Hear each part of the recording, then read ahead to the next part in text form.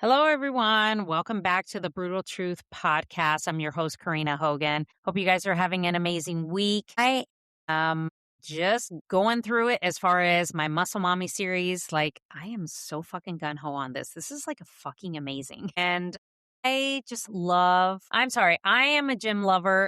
That is my fucking therapy. That is my safe space. That is the place where I go to when I have shit on my mind, I have problems, or I seek answers. It's all there. Go to the gym, guys. Go to the gym. Okay. Not only is it mentally good for you, but it's physically good for you. Doesn't matter what you do, whether you lift weights, you do cardio, doesn't matter. You do a class. I'm not one that does fitness classes. And I mean, as far as cardio, I do like 20 minutes of cardio. I'm not like a cardio bunny. I'm more of a fucking strength training muscle mommy. So I prioritize like muscle gains. And it's starting to show. So make sure you guys follow along on TikTok because I drop a lot of insightful knowledge on there. And got an awesome community there. So make sure you guys check that out, okay? And make sure you subscribe to the podcast. Send it to a woman that really needs to hear this message because I help women break up with their toxic, unhealthy patterns, get rid of those unhealthy relationships, and regulate themselves so that they heal the father wound and they find the relationship that aligns and is for them and makes money and lives the life that they want. Okay. And you make the money that you want. So make sure you guys subscribe to the podcast. So in today's episode, I'm going to be talking about your standards are a reflection of your self-worth. Okay. Now, I can honestly tell you from lived experience that I didn't have very good standards. I didn't have non-negotiables when it came to relationships or when it came to any kind of networking partnerships or when it came to just any kind of dynamic. Like my standards fucking sucked. And that is something that I've worked on over the years as far as having non-negotiables and standards when it comes to relationships and men, and to have non-negotiables and standards and boundaries for myself. So on how I want to be the person that I want to be in a relationship. Because the old saying goes, you're looking for a certain type of relationship, you have to be that person. So you have to hold yourself to a higher standard.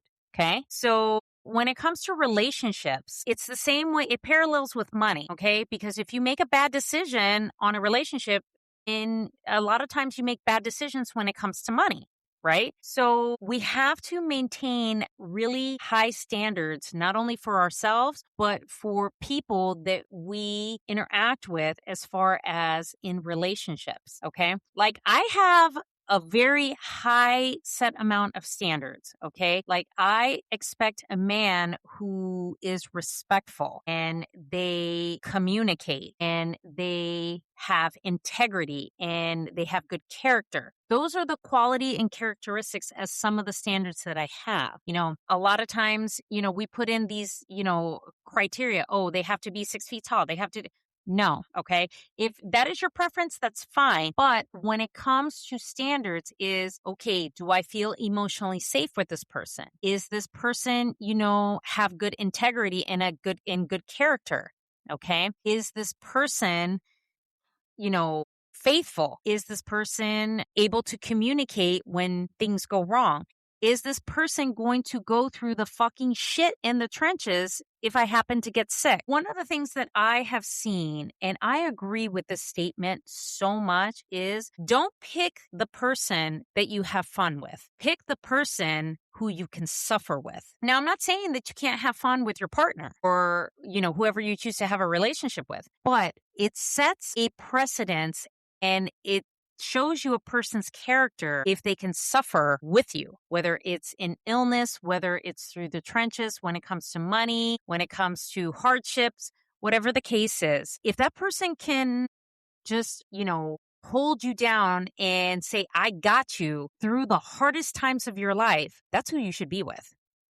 Okay. It's easy to be with somebody who's fun and energetic and you have fun with. But then all of a sudden, if life happens, they end up leaving you because there's a high percentage of men that leave women after a cancer diagnosis. I know a very good friend of mine that happened to her. She's remarried now to a wonderful man, but that is the statement that I'm always going to go by.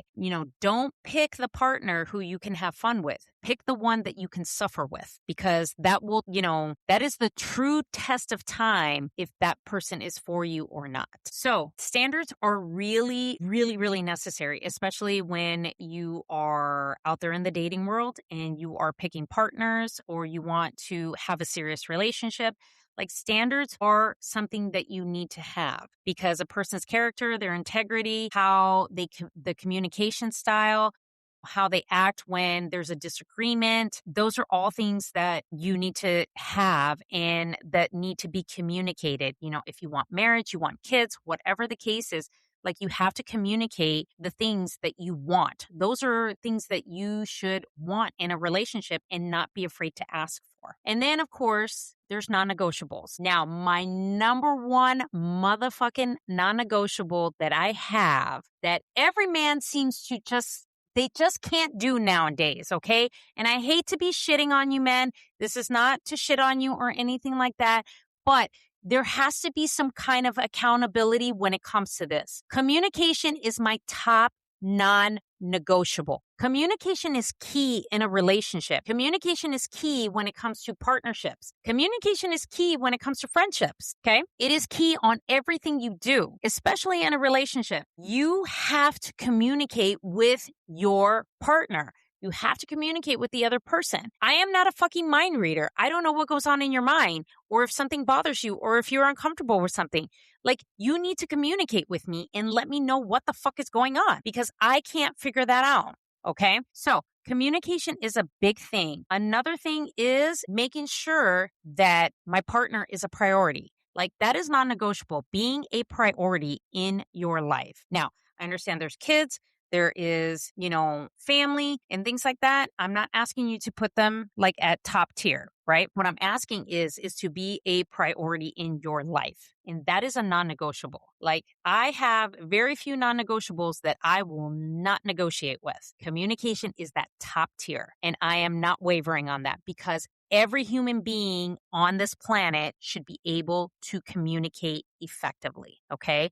If not, learn. There's many YouTube videos out there that you can learn how to communicate with people. There's lots of books that you can read to communicate with people. I just don't understand, why is it so hard for a person in a relationship to easily communicate and say, hey, this is how this made me feel. This is what it did to me. This is how it triggered this emotional response out of me. Okay. Healthy communication is key, especially if you want to have a healthy relationship.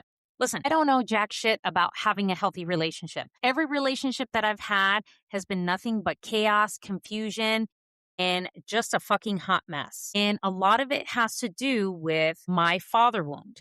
So that is the 50% that I own. But the other point is that the other person failed to communicate in thinking, oh, well, if I just go ahead and blow you off, I don't have to talk to you about what's going on. But then offer me an apology and say, I should have just talked to you about what was going on with me. So communication is something that I will not negotiate with. It is my top non-negotiable. And it's part of the standards that I look for in a partner when I want to have a serious relationship. And that is something that we have to do. And it's the same with money.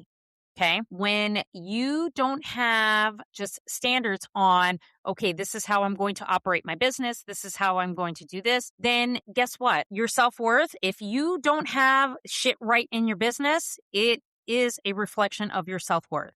It is saying that you do not think worthy of yourself, that you think you're not enough, you're not good enough, you can't do this. It's the same thing in relationships. When you don't have standards and non-negotiables, it says a lot about your self-worth. People are just going to walk all over you, okay? And people are just going to treat you like shit, okay? So that comes into my next point, is boundaries. Now, this is what I want to share about boundaries. Boundaries are for you, not somebody else. Let me say that again. Boundaries are for you, not somebody else. So when you create boundaries for yourself, give you a perfect example. In my last relationship, when he tried to come back, I said, listen, you look like you're looking for a second chance. I don't give anybody a second chance. I will give you an opportunity to see if you even have a chance to have a second chance. I require communication. I require this. I require that, because I am not going to sit here and continue to let you walk all over me and then you just blow me off like it's nothing and then go date somebody else and continue your same pattern. Not going to happen. Every man that has ever asked me for a second chance, I say, okay, I will give you an opportunity to prove yourself. And this is what I gave this person.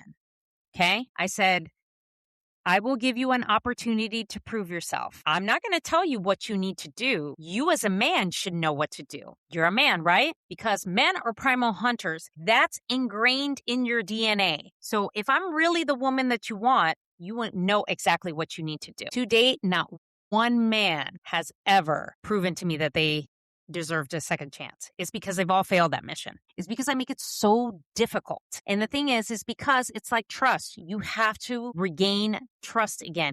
You have to regain that trust from me because you decided that the grass was greener. Well, it gets proven to you over and over that it's not, right? So that's why I don't give second chances very easily. I give you an opportunity to show me that, hey, this is what I'm doing to make myself accountable, hold myself accountable. This is what I'm doing to change and make sure that I'm accountable for the shit that I did wrong. And here is how I'm going forward and making sure that I heal myself and show up as the best version of myself. So I tell them, I'm not going to tell you what to do. If I am the woman that you want, you know exactly what you need to do because it'll be easy for you. But not a lot of people are willing to change or heal the patterns that they know they need to. And that comes from shame. It comes from guilt. It comes from past trauma. It comes from people hurting them. And it comes from just a lot of suppressed, unhealed shit that when a good person shows themselves and they see the mirror of all the shit that they need to work on and they need to level up to match you and match the depth and meet you where you are, that's why 99% of them fail. So what also needs to happen is to make sure that you have good standards and it's a reflection of your self-worth is you have to shift your identity. You have to say, okay, how can I be a little bit better today? How can I be more self-aware that I can notice if a person's being genuine or not? How can I be more of, hey, this is what I need to do to make sure that, my business is going to create more income and more revenue. This is what I need to do to make sure that a family member is not going to walk all over me anymore. So you have to shift those, pieces of your identity to make sure that you match for the things that you want in life and making sure that they are good in your life and to make sure that your standards reflect that high self-worth that you have. So that is the episode for today. I know I kind of rambled, but I gave you some good examples as far as standards, non-negotiables, and the shit you shouldn't be tolerating with anybody, okay?